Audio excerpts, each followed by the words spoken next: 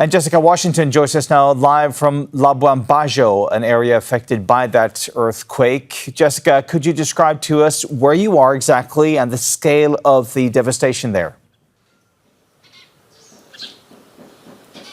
Sure. As you say, I'm in Labuan Bajo. That's in the province of East Nusa Tenggara on the island of Flores.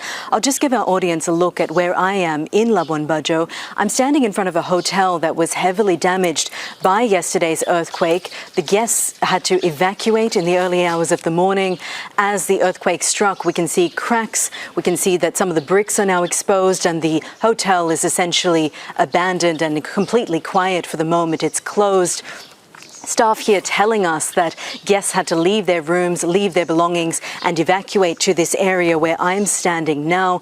Labuan Bajo has some buildings in a state like this where we see cracks as we've been driving around town.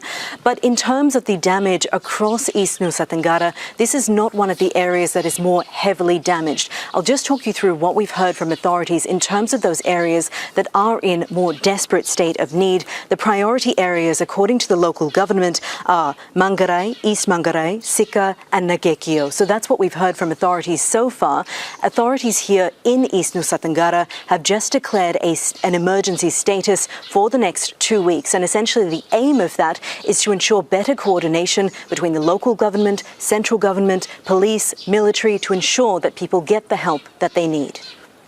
And that help, how much help do people need now? And are authorities actually able to provide that kind of help?